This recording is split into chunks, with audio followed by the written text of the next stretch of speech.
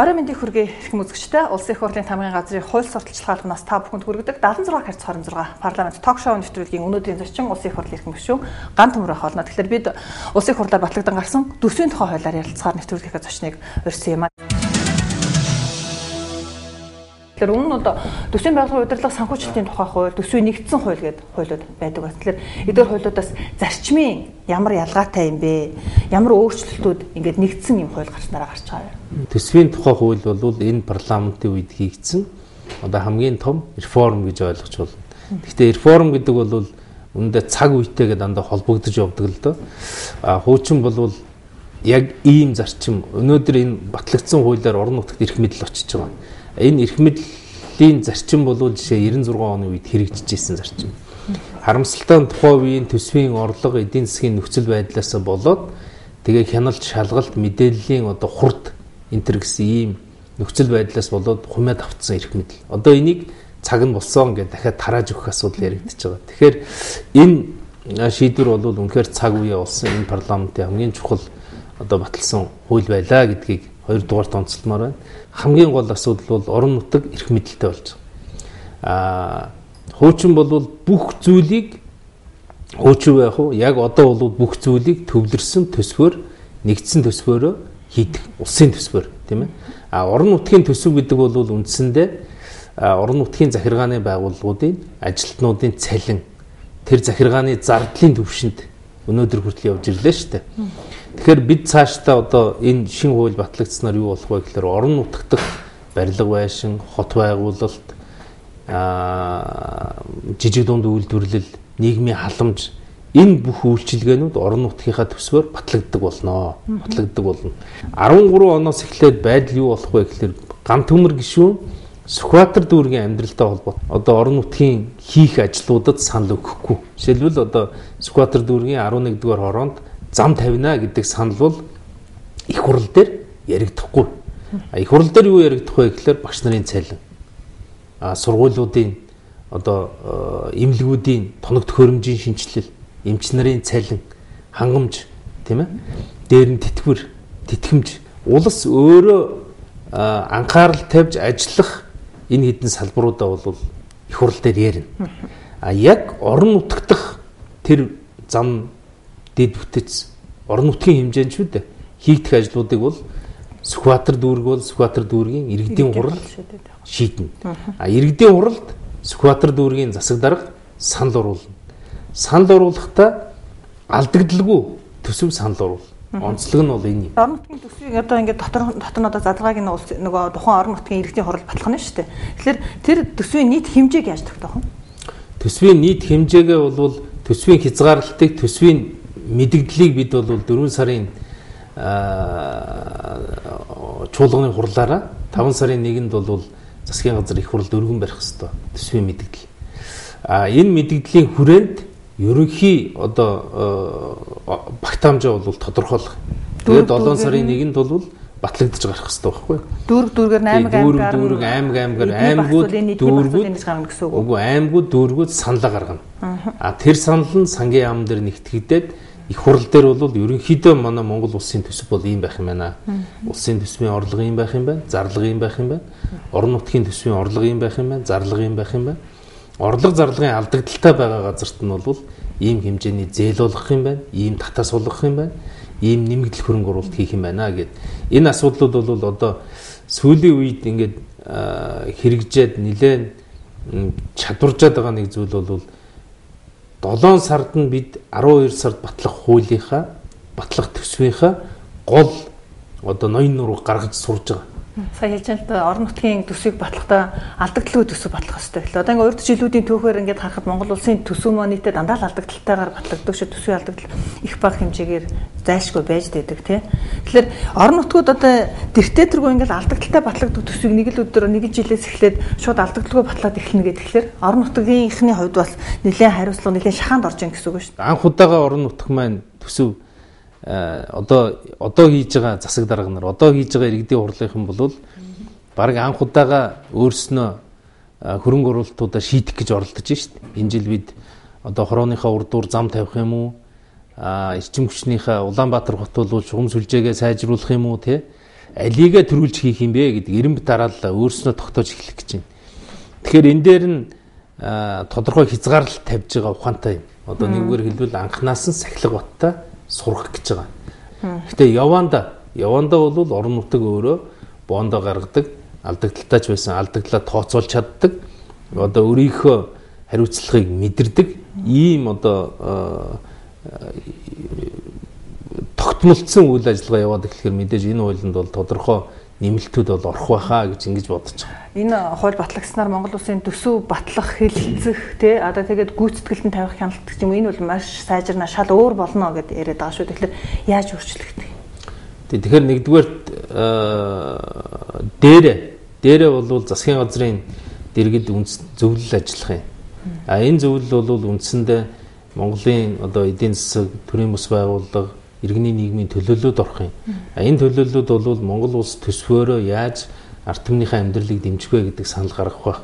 Тэгэхээр ерөнхий төсөв бүтээж явах үеийн энэ санал санаачлагууд бол төсвийнхээ хуулинд сууж өгөх болов гэж бодож байна. Ингэхээр төсөв өөрөө зохиож явах шатан дээр эрх ашигын эренбит дарааллыг зөв тогтооно гэдэг ингээ хуульчилсан байна. Тэгэхээр зэрэг тэр эрх ашигын эренбит дарааллаа зөв тогтоогоод явах юм бол цаашдаа төсвийг одоо бүтээх, төсвийг зохиох сахилах бат бол нэлээд одоо чамбарах болов гэж нэгдүгээр тарж байгаа. Хоёрдугаарт улсын хурл өөрөө жалга довны үзлээсээ сална. Улсын хурл бол хөгжлийн бодлого, засгийн газрын гаргаж ирж байгаа хөгжлийн бодлого дээр тэгээд 4 жилийн засгийн газрынхаа хөтөлбөр дээр суурилсан төсвийн одоо зардлыг төлөвлөх боломжууд нээгдэх юм. Тэгэхгүй бол өнөөдөр хүртэл юу болж исэн бэ гэхээр их хурлын гишүүн илүү төсөв мөнгө, улсын мөнгө, ард түмний татварын мөнгийг өөрийнхөө аймаг руу их хэмжээгээр авч явахын төлөө ажилласан. Ингэхээр юу болж ийнэ вэ гэхээр их хурл засгийн газартаа үүрэг өгдөг үүргүүд бол зөвхөн төсөв батлах үед биш, бусад үед ч гэсэн миний аймаг, миний сум руу мөнгө хуваарлаа гэдэг. Тэгэхээр ерөнхий хөгжлийн төлөвлөгөөг эвдээд байгаа байхгүй. Өөрснөө хөгжлийн төсөв, хөгжил зарцуулах мөнгийг орон нутг руу ард түмэнд таалагдах мөнгө болгож хувиргачаад дараа нь засгийн газраас шаардлага тавих эрхгүй болж эхэлж байгаа байхгүй. Ирэхгүй болчихж байгаа байхгүй. Тийм учраас бол энэ байдлыг үндсэндээ засарнаа. Ер нь жалгыг төлөөлж суудаг их хурлын гишүүн бол алга болно л гэж ойлгох хэрэгтэй. Бүх 76 гишүүн Монгол улсын хөгжил ярьдаг болно. Хөгжлийн асуудлыг засгийн газартаа сан солилцдог болно. Ингээд ирэхээр Монгол улсын энэ улсын төсөв нь өөрөө том бүтээн байгуулалт руу монголчуудын энэ татварын мөнгө бол чиглэнэ. Энэ бол өөрөө төсөв одоо юу гэдэг юм батлах, төсвийг одоо бүтээх, хуулиа батлах процесс бол үнэхээр сайн болж байгаа гэдэг нэг юм зүйл байна. За хоёр дахь зарцуулалтын асуудал дээр бол ил тод болгож байгаа. Саяхан одоо сангийн яам туршилтынхаа программыг зарлалаа шүү дээ. Тэр зарласнаар бол төсвийн орлого зарлага, төсвийн хөрөнгөөр баригдаж байгаа бараа үйлчилгээ, худалдаж авж байгаа бараа үйлчилгээ, төсвийн хөрөнгөөр барьж байгаа барилга байшингийн жагсаалтыг монголчуудад ил тод болгож байгаа. Интернет дээр тавигдаж байгаа. Одоо өнөөдөр ил тод байж байгаа. Тий, ил тод болгож байгаа байхгүй юу? Энэ цаашдаа бол яаж ил тод болох юм бэ гэхээр бүр ямар төсвийн ажлыг хэн гүйцэтгэсэн бэ? Ямар төвхтэй компани гүйцэтгэсэн бэ? Яаж гүйцэтгэсэн бэ? Яаж хүлээж авсан бэ гэдэг бүх тайлан монголчуудад ил тод бол. Тэгэхээр бид бол энэ худалдаа авалтын ажиллагааг энэ төсвийн хуультайгаа уялдуулаад худалдаа авалтын хуулиа бас баталсан байгаа шүү дээ. Худалдаа авалтын хуулиар бол ойрын жилүүдэд Монголын энэ төсвийн хөрөнгө ард түмний мөнгөөр хийх худалдаанууд цахим болно. Интернетээр болно. Яг одоо энэ хуулийг цаашдаа хэрэгжүүлээ явахын тулд хийх гэж байгаа нэг чухал ажил байгаа нь юу вэ гэхээр цахим худалдаа авалтын програм сүлжээг бий болгоод тоног төхөөрөмжийг нийлүүлээд дуусч байна. За энэ дотор хийж байгаа нэг том ажил бол электрон шоп. Тэгээ e-shop гэж. Тэр нь бол төсвийн байгууллагуудад бараа бүтээгдэхүүнээ худалдая гэж байгаа хүмүүс тэр электрон дэлгүүрт бараагаа байрлуул. Одоо цаас одоо төсвийн байгууллагууд хэрэгэлдэг юм юу лээ өөр. Одоо ойр зүрийн бичиг бай, ширээ саналаас өсвөлөө тий худалдаа авалтууд. Одоо бол 200-300 тэрбум төгрөгөөр худалдаа авалт хийж шít. Тэгээ одоогийн худалдаа авалт юу болж байгаа юм гэхээр байгууллагын нэрвүүд гараад дэлгүүрүүдээр гүйдэг. Ингэснээрээ энэ замын төвжирлийг нэмэгдүүлдэг, дэлгүүрүүдээр гүйснээр өөрийнхөө ажлыг мартдаг, хайдаг. Тэгээд 7 хоног болгон явж юм авдаг. Өөрснөө гүйж дэлгүүр хэсгээрээ нөгөө танил талын асуудал үүсдэг тийм ээ. Тийм учраас бол электрон хэлбэр шилж нэ. Электрон дэлгүүрээс манай төрийн албаныхан бүгдээрээ худалдаа авалтаа хийнэ. Энэ хууль батлагдаад орон нутагт очисноор орон нутгийн дарга нарын авилгал ихснэ гэсэн хардлага явж байгаа. Энэ бол ёо тийм байхгүй. Дээр нь замбраагүй зарцуулт болно гэж байгаа. Тийм бол гарахгүй. Тэгэхээр зэрэг энэ хуулиар бид орон нутагт эрх мэдлийг өгж байгаа. Үнэхээр ард түмнийхээ өмнө тулгымцсан асуудлыг өөрснөө шийд. Өөрснөө шийдэхдээ мөнгөнд гарах хүрхгүйгээр шийддэг хуулиурыг нь хажууд нь ингээд зэрэгцүүлээд пакэж болгоод өгчөж байгаа маа. Тэр нь бол худалдаа авалтын тухай хуулиар худалдаа авалтын байгууллага байгуулна. Энэ байгууллага бол цахим хэлбэрээр бүх тендерийг зохион байгуулна. Тийм ээ. Тэгэхээр төсөв батлах явцад бас ингэж ярьлаа шүү дээ та эрх ашигын эрэмт дарааллыг зөв тогтооно гэдэг. Өнөөдөр яг үнэхээр энэ асуудал чинь нэлээд эргэлзээтэй, тэмгэлзээтэй зүйлүүдийн нэг бол яалтай аргагүй яж идэг. Энэ эрэмбийг яаж тогтоох юм те? Одоо энэ ингэж эрэмтлэн гэсэн темийг яаж гаргах вэ? Тэгээ эрэмбийг бол жишээ нь аймгийн иргэдийн хурлууд хуралдаад 5 сарын үед бол эрэмбэ засгийн газарт ирүүлэх нь шүү дээ. Засаг даргатайгаа ярилцж байгаа тийм ээ. Тэгээ засгийн газар дээр ярьж байгаа бас саналаа өгнө. Ер нь бол орон нутаг улс засгийн газар хоёр хоорондоо энэ хуулиар ингээд салаад алгуулчихж байгаа зүйл бол байхгүй. Нэгт хамтын ажиллагаа хийн. Өнөөдөр хүртэл бол засгийн газрын дээрээ засгийн газар юу гэж хэлнэ? Орон нутаг өгдөөгүй тийм гүйцэтгэгч байлаа шүү дээ.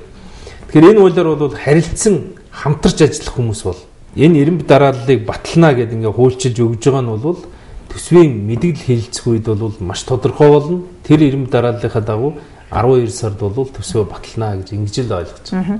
Тэр төсвийн одоо жишээлбэл орон нутгад тэгэхээр төсөв захиран зарцуулагч гэж хүн байгаа шүү дээ.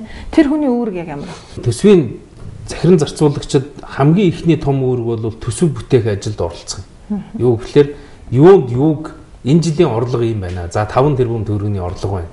Энэ 5 тэрбумаараа бид юу хийх юм бэ? Үнэхээр цэцэрлэгээхаа гадна талыг засах юм уу? Сургуулийнхаа уртлын замыг сайжруулах юм уу? Эсвэл одоо хог ачдаг машиныхаа тоог нэмэгдүүлэх юм уу тийм ээ? Эсвэл жижиг дунд үйлдвэртээ бид энэ жил зээлээ нэмээ өгөх юм уу? Энийг энэ одоо захиран зарцуулагч нар энэ саналыг ихэж боловсруулна. Энэ бол хамгийн том үүрэг, хамгийн том одоо эрх нь байна. Ингээд энэ асуудлаа иргэдийн хуралдаа оруулаад батлуулах ажлыг зохион байгуулна. Цаашдаа зүгээр хандлага нь энэ хуулийн үндсэн үзэл санаа хаана очиж дуусах юм бэ гэхлээр засаг дарга бол захирамж гаргаад өөрийнхөө ажлуудыг худалдаа авалтын байгууллага руу шилжүүлж өгнө. Төсөв батлагдлаа. Батлагдсны дараа 100 сая төгрөгөөр ийм ажил хийн. 500 сая төгрөгөөр цэцэрлэг барина. 50 сая төгрөгөөр ингээд энэ жижиг дунд үйлдвэрлэгөө өгнө гэдэг ингээд ажлууд гараад ирнэ. Энийг нэгдсэн шуурмаар өөрөө гараа өсгөө зураад худалдаа авалтын улсын байгууллага руугаа шилжүүлж өгнө. Манай энэ ажлуудыг гүйцэтгэж өгөөч. Төсвийн тухай хууль дээр төсөвтэй холбогдуулаад ирэх өөрийн асуудал, засгийн газрын өөрийн Монгол улсын өөрийн тухай асуудал бол зайлшгүй яригдах хэрэгтэй болох. Тэгэхээр ер нь улсын төсөвт маань өөрийн одоо Монгол улсын нийт өөр ямар байх юм бэ? Тэр өөрийн иргэн төлөлчөд юм зээлд өгч байгаа ч юм иргэн төлөлтөд өгч байгаа мөнгө нь төсвийн хичнээн хувийг эзэлж явах юм бэ гэсэн тодорхой залтууд байгаа юу? Манай эдийн засаг гинт огцомд хилж байгаа учраас энэ огцомд хилэлтэн дээр засгийн газрын хийхийг хүсэж байгаа томоохон бүтээн байгуулалтын ажлуудын хэмжээ бол их өндөр байна шүү дээ. Тийм ээ. Тэгэхээр энэ өндөр ажлыг гүйцэтгэхийн тулд эрсдэл хийгээд буруу одоо менежмент хийгээд их хэмжээний мөнгийг буруу зүйл зарцуулах уу гэдэг болгоомжил бас байна. Тэгэхээр их хурл засгийн газар хамтдаа энэ том зээл, том баталгааг хамтдаа хийя. Тийм ээ, хяналттай хийя л гэдэг ийм санаагаар энэ хуулиар бол нэлээд тийм одоо зохицуултууд орж өгсөн байгаа. Тэгэхээр цаашдаа бол одоо засгийн газар их хурлдаа мэдэгдэхгүйгээр тайлагнахгүйгээр ямар нэгэн их хэмжээний зээл аваад их хэмжээний бонд гаргаад их хэмжээний одоо баталгаа гаргаад явах зүйл бол байхгүй болсон л гэж хэлсэн. Тэгэхээр одоо та хэлээ шүү дээ. Юунд зарцуулав, яаж зарцуулах гэдгээс их зүйл шалтгаална. Төсөв дээр ч ялгаагүй. Доторгоо төсөв батлаад өгчлээ. Төсөв маань юунд зарцуулах уу гэдгээ мэдээж төсөв батлах үедээ гаргачихж байгаа. Гэхдээ энийг яаж зарцуулах, үр дүн нь ямар байв гэдэг асуудал бас хамгийн чухал зүйлүүдийн нэг ялтаа байхгүй мó. Тэгэхээр төсвөө яаж зарцуулсан бэ гэдгийг тайлагнах, эргээд хариуцлага тооцох, хариуцлагын механизмууд нь хуулинд яаж тусгагдсан бэ? Хариуцлагын механизм бол чангарсан байгаа. Хариуцлага алдаа гаргасан хүмүүсийн төлбөрийн хэмжээ бол одоо урд байсан хуулиудаас хамаагүй их нэмэгдсэн байгаа. Ер нь бол ард түмний мөнгийг хэмнэж, ард түмний мөнгөнд хэмнэлттэй хандах горимлоо бол шилжийя гэдэг асуудал сүүлийн 2-3 жил яригдлаа шүү дээ. Яагаад энэ хэмнэлттэй горимд шилжиж чадахгүй байсан бэ гэхээр их хурлын гишүүд тодорхой тойрогоо сонгогддог. Тэр тойрог руугаа мөнгө аваачих сонирхолтой учраас л энэ хэмнэлтийн горимд шилжиж чадахгүй өнөөдөр хүргэлээ шүү дээ. Нэгдүгээр хэмнэлтийн гормоор ажиллая. Энэ хуулийн концепц бол тэр. Ард түмний мөнгөнд хэмнэлтийн гормоор ажиллана. Зарцуулахдаа бол дандаа хөгжлийн бодлогонд зарцуулах бодлого хийнэ. Тэгэхээр их хурл өөрөө бодлого хийдэг байгууллага болчоор л одоо бүх зүйл засагдж эхлэх болов уу гэж би өөртөө гордож байгаа юм л да. Сүүлийн үед ингээ ажиглаад байдаг Монгол улсын төсөв тэлжэн за бид нар их мөнгөтэй болж байгаа юм чинь гээд их тийм бэлэн цэлэн үргэлгэн байдал бол нэлээд байдаг байна. Тэгэхээр энэ хуулиар бол тэр байдал бол үнэхээр үгүй болно гэж хүмүүс хүлээлт байгаа шүү дээ. Тэр хүлээлтийг би хуулиар бол үнэхээр үргэлгэн байдал бол багасна. Хөгжлийн сангууд байгуулагдана, доктортой байдлын сан байгуулагдана. Энэ сангаар бол энэ мөнгнүүд бол тодорхой хадгаламж хэлбэрээр засгийн газар өөрөө хуримтлал бий болох хэлбэрээр цаашдаа бол явна. Хамгийн гол зүйл бол энэ үргэлгэн байдал бий болгож исэн асуудал бол тендерийн болохоо шүү дээ. Тийм ээ. Аль болохоор их мөнгө тавьчих. Их хурлын гишүүд нь бол нутаг руугаа мөнгө хийя, их юм ажил хийя гэдэг сэтгэлтэй. Тэр тавьсан мөнгийг хүртэх нь бол тэр тендер зарлж байгаа хүмүүсийн сонирхол орчдөг. Гэсэн ийм хоёр сонирхол бол хоёулаа алга болно. Тэгэхээр бол би үр ашигтай зүйлд энэ мөнгө зарцуулагдах болов уу гэж харж байгаа. Одоо ингээд 13 онд хэрэгжих хууль учраас батлаад СЭП-ндээ хийгээд орхичлгүйгээр дарга нар бүгдээрээ өөрийнхөө ширээн дээр тавиад за энэ хуулиар бол би ингэх байж. Тийм ээ? Хуучин хуулиараа бол би ингэж байна. Тэгэхээр дараа жилээс миний арга барил бол ингэж өөрчлөгдөх юм байна гэдгийг ингэж байн гаргаж юу өөр болов яаж өөрчлөгдөх үү гэдэг энэ дадлаг сургуульд хичээллтүүдийг бол одоо хээрийн сургуулийг бол байн хийж явах хэрэгтэй. Тэгэхгүй бол ингээд батлагдсан хууль мартчихад жилийн дараа гаргаж ирээд мөрдөн гэх юм бол энэ хүндрэлтэй юм их бий. Тийм ээ? Ойлгохгүй юм их бий. Тэгэхээр энийг ойлгох хүндрэлүүдээ шийдэхин тулд бид ийм бэлтгэл базаа, ийм сургуульд хий, ингэж явах юм байна гэдэг талаас нэлээд хичээж ажиллах юм бол ер нь цаашдаа энэ ард түмний мөнгийг одоо замбрааг үрдэг асуудал бол цэгцлэгч болов. Тэр нь би бол 4 жилийн дотор хийчих болов гэж харж. За баярлалаа хэрхэн үзэгчтэй. Улсын их хурлын тамгын газрын хууль сурталчилгаанаас та бүхэнд хүргэдэг 76/26 парламент ток шоу нэвтрүүлгийн өнөөдрийн зочин улсын их хурлын эрхэм гишүүн Ган Төмөр байлаа. Би тэгэхээр улсын их хурлаар батлагдсан гарсан төсвийн тухай хуулийн ярилцлаа. Ингээд нэвтрүүлгийг үзэж бидэнтэй хамтдаа байсан үзэгч та бүхэндээ баярлалаа. Дараагийн нэвтрүүлгээр дахин уулзлаа. Түр баяртай.